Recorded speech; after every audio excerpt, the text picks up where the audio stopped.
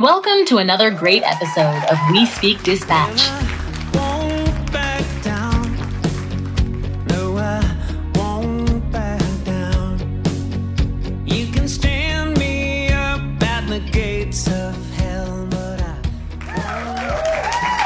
Everybody, and welcome back to another great episode of We Speak Dispatch.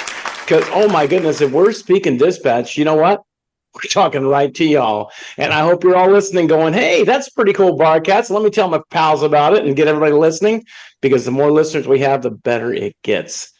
And if you want to be part of this thing, all you got to do is let us know. We'll bring you on. You can be in our little box here too. So that's always an important thing. So today we got Leslie with us today, and Jill's with us today. John was going to be with us today, but apparently he's stuck on a boat somewhere and he can't get out of the water. So that's his excuse for today. So I don't know if I necessarily believe it. He didn't sound like he was in a boat, but that's just the way it is. And we're joined again with our friends from Blue Link over here. So he's going to tell us a little bit about what the company is, and then we're going to ask some questions about stress inoculation. I love that topic. So, yes, sir, go ahead and tell us a little bit about your company and who you are and all that spiel. Yes, sir. And ma'am, thank you for having me back. I appreciate y'all. It's good to hear from y'all again. I own, with my partner Mike Fuentes, we own Blue Link Outfitters. It's a uniform and tactical gear supply shop here in Spring Hill, Tennessee, under the name of Blue Link Outfitters. With that, we also are the vice president, and founders of a nonprofit 501c3 here in Tennessee called Blue Link Inc. And we exist to bridge the gap between insufficient law enforcement funding and then adequate training as well. So that's kind of the two pieces and the two hats that we're wearing right now. Well, and you guys are very new, right? I mean, you're very new to this job and stuff like that. So how long have you guys been in actual business? Which one? The corporation? Yeah. Yeah, the nonprofit was founded in 2022, but it was a very slow start. Both my partner and I were in law enforcement at the time, active duty law enforcement, him with Franklin PD here in Tennessee, me with the troopers out here in Tennessee. And we just realized we couldn't grow our true passion, which was the nonprofit side, while working for agencies. It turns out police agencies, when you question their funding and training, they don't like you very much. So we had to get out of that world to come out and speak freely. And then Blue Link Outfitters, that store, the private sector, was the way to do that. So, and the store had only been open since April of this year. And I hope you guys are successful with that business. Both of those sound great right there. So it's important. So let's talk about this training when it involves stress. Now, you guys both were in the law enforcement side of our business. Yes. What's your experience level with like involving dispatch into that same groove? I mean, have you had any, do you deal with people with that? Do you talk to people about that? Is that your goal for the future of trying to incorporate other dispatch folks? Sure. Yeah. I think we talked about last time how important I view dispatch is in a stressful situation, to hold the officers accountable and kind of bring the officers back to reality when they get in that tunnel vision. But yeah, so once we have additional funding and we open our training facility, we want the whole, for lack of a better word, the whole gamut there. We want dispatchers there, we want officers there, we want EMTs there, we want all of them there to kind of get to it. And whether that's just like that could be from one city. Maybe we put on a week course for one police department and their dispatchers. So yes, we definitely want them involved in that. Leslie, you had something about the stress thing. What was that?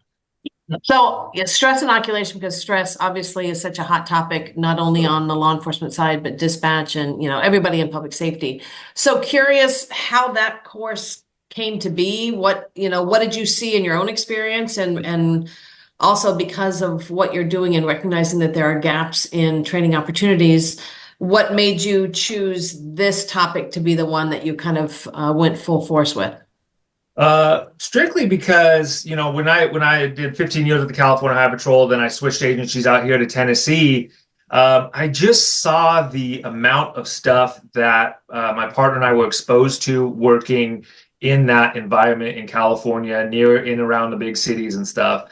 Every night, we're talking multiple pursuits, drawing on weapons, domestic violences, terrible accidents, all that. And it wasn't, you can't train for every situation, right? You can't train for every 911 call that comes into the dispatch center. You can't train for every call that we get out on the beat or anything like that. So you have to learn to keep your head on your shoulders. And you can only learn that through basically experience and what we're calling stress inoculation. Inoculation is basically just exposure to stress. We can all train at the range, right? And our instructors are going to all tell us how to draw different, right? We can't standardize training nationwide. Can't do it. You're always going to have somebody teaching something different, a new technique, a better technique. But the fact is, I don't care how you answer the phone. I don't care how you draw your weapon. I don't care how you talk to people, how you're trained to do it. I care how you do it when it matters. And so how to do that is to inoculate or expose people to stress. I think that's one of the big issues that a lot of people talk about, and to this day, there's a lot of agencies out there that just don't address it. I mean, I'm teaching a training class up in Indiana in a couple of days, and one of our things is, how do you tell somebody about the amount of stress you're going to handle with this job, and how do you handle it? What do you do with it? I mean, there's this whole thing of saying nothing bothers me is great, but it doesn't work. I mean, I will tell you that we had 6 officers get killed in my career, and I was basically like, nothing bothers me until the very last year or so. And then things started really piling up, and I was like, oh my gosh, this is really something that you need to kind of talk about instead of just denying that any of this stuff bothers me. And it's like, I mean, there's still stuff to this day that I'm thankful I don't live in California, because there's a place in Orange County that one of our officers was killed at, and I made it a point to drive around that place, because I went there a couple of times and thought, holy cow, I can't really stay here. So I'm glad that they're talking about it and getting it out there. And I think it's just an important topic that we have. And I think, though, that it's a very fine line. And Doug, I know you teach, CTO courses, and there's very much this idea in the dispatch world, and I don't know if it's like this on the law enforcement side, where, we eat our young. We've got these new people coming in to alleviate some of the overtime, and we want to get them trained up, and we want them to be able to work as a full partner. But then we tend to, in the dispatch center, treat them really badly. And, learning a new skill is tough enough. And then we layer all this additional demands and stress on these people. And sometimes too much stress can then demean or make it more difficult to learn, because now suddenly they're having to work through that. So I'm curious, with this course that you've created, it sounds like what you're trying to do is teach people how to work through that. And so maybe that's something that, because I don't think that the environment in dispatch is going to change. I wish it would, but it's not going to. So sure, it's the same way with the field. I have no doubt. Yeah. When you guys have a new dispatcher, where do you, when he or she gets on their own, what shift do they work? That's the wild card. There's no specifics. It's wherever the need is usually, and it depends on. So seniority based. Some shift signups are sometimes. Yeah.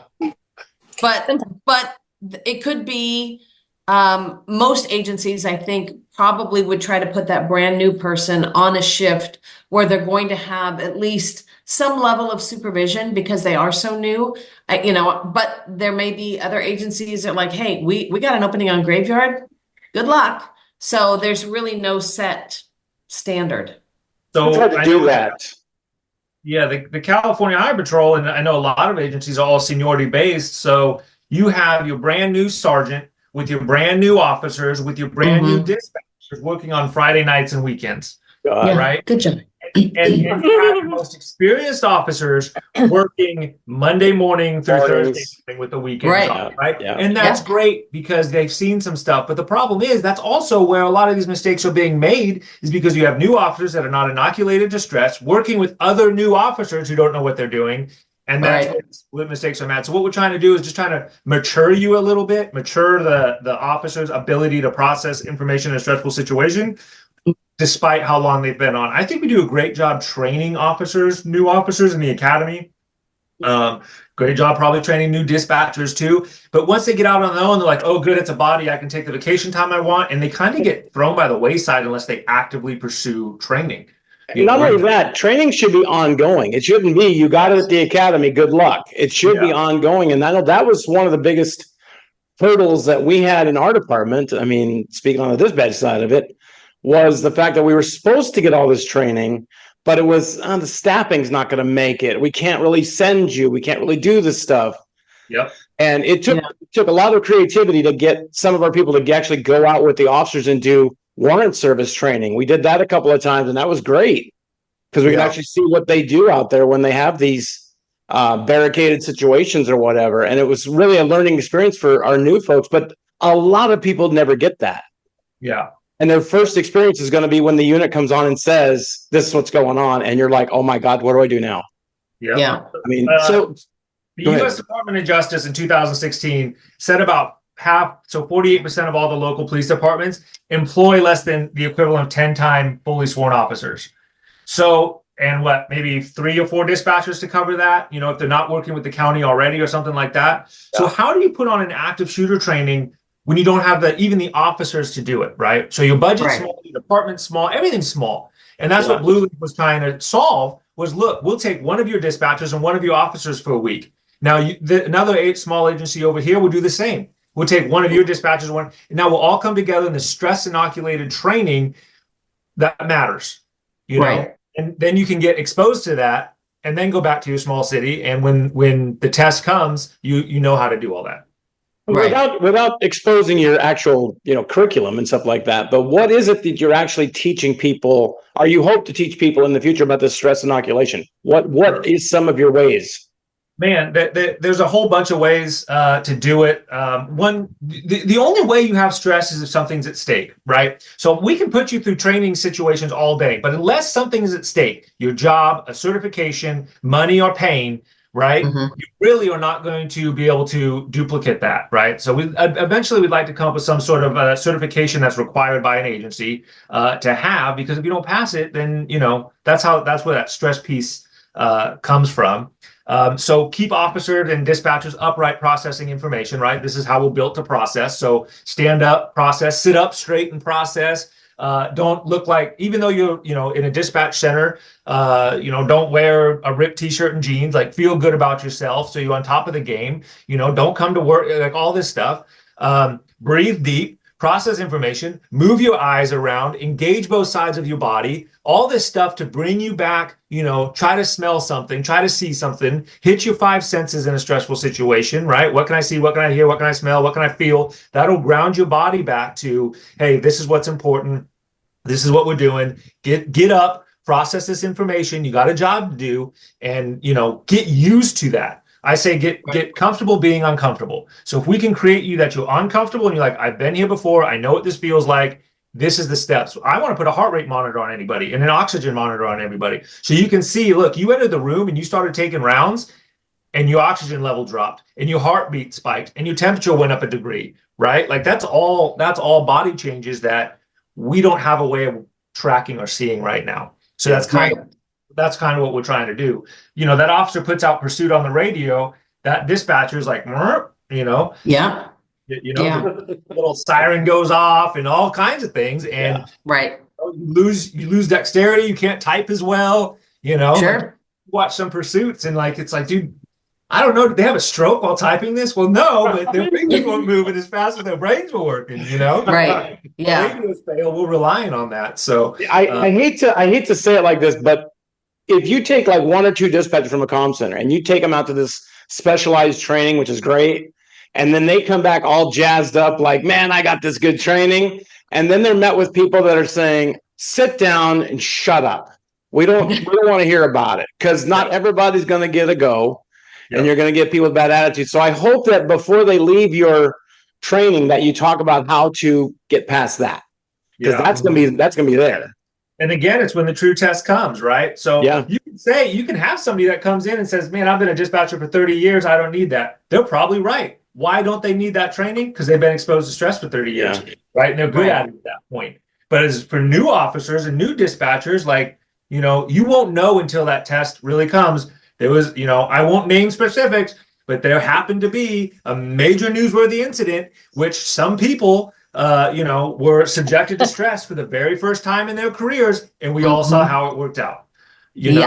And there's people in those protective industries that have never ever been in a stressful situation, right? Right. Saw what happened when the first time when that thing went up. I mean, motor skills went down, the ability to communicate went down, all that type of stuff. I mean, the ability to holstering a gun went down.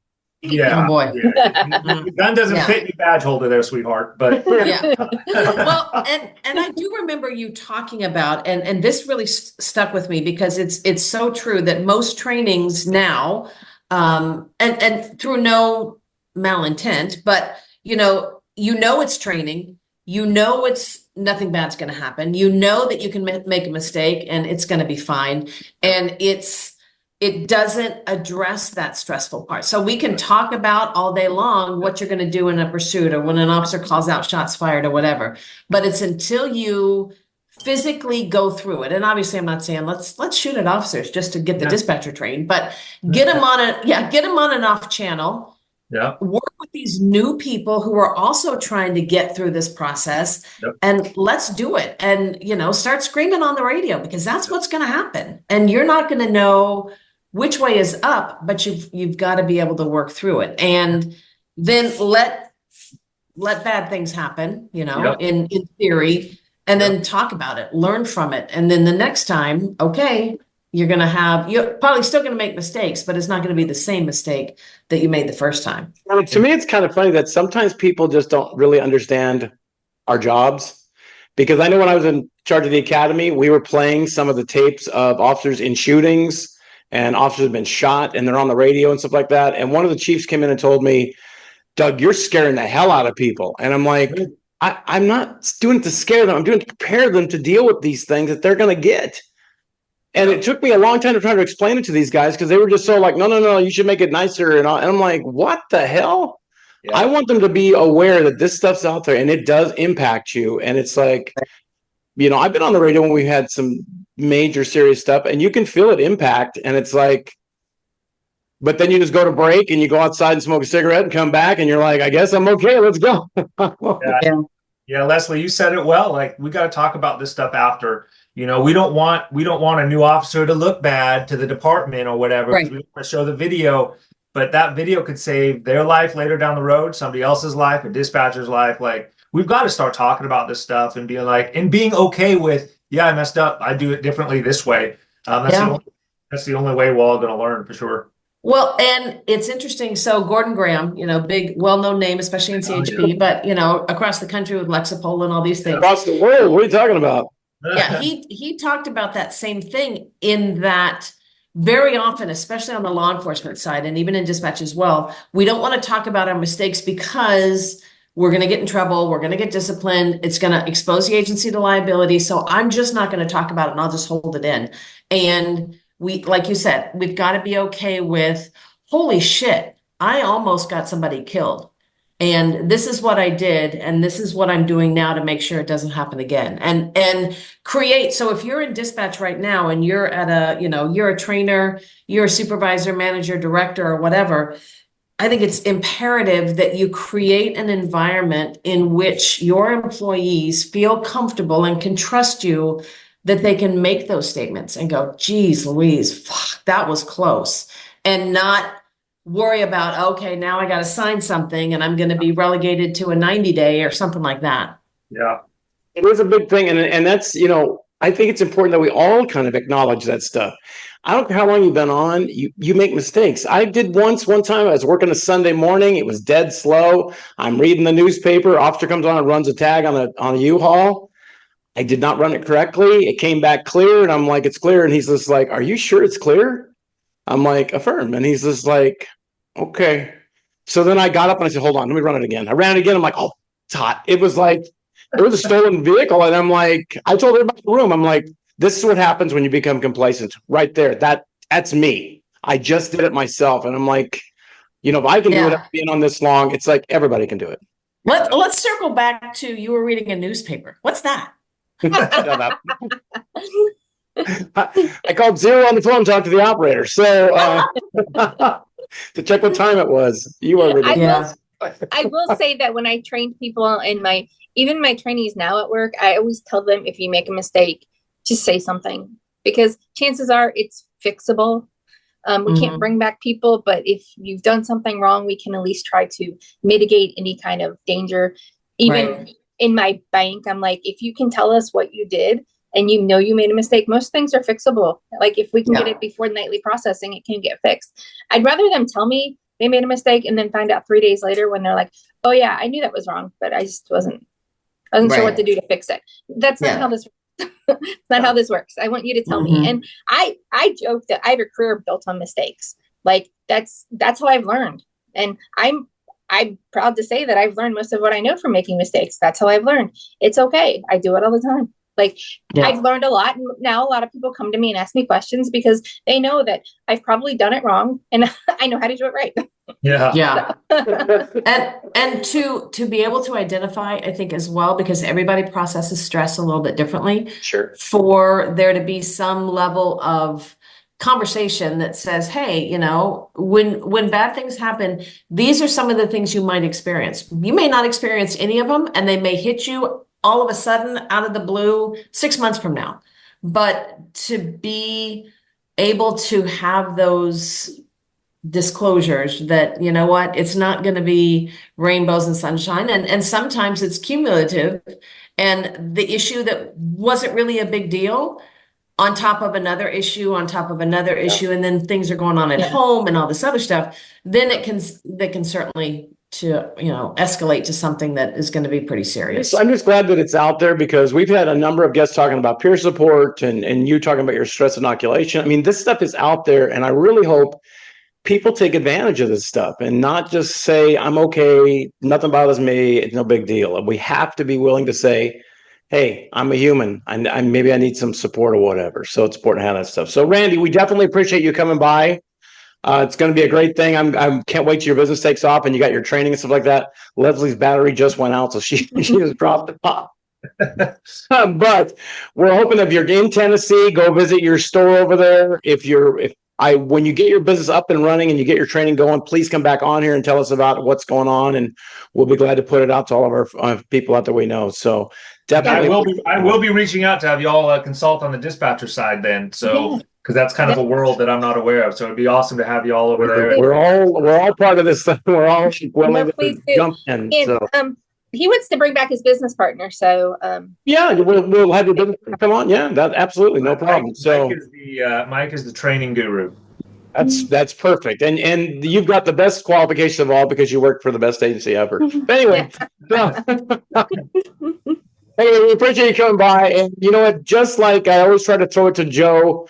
To give us the stats are this way. We're passing 44,000 podcast plays in over 55 countries. So if you're not listening to us, I don't know what the hell you're listening to, but it's like you need to start listening to us and get that out there. So you can find us on every kind of platform you can think of: Facebook, Instagram, Twitter, TikTok, you name it. We're out there. We're on every kind of podcast platform you could think of. We're only 15 minutes long for your convenience, so you can listen to it on your way to work or your way home, or on a break. So other than that, thanks, Randy, for coming by. We'll see you next time, everybody. Go out and make it a great day, because you know we will.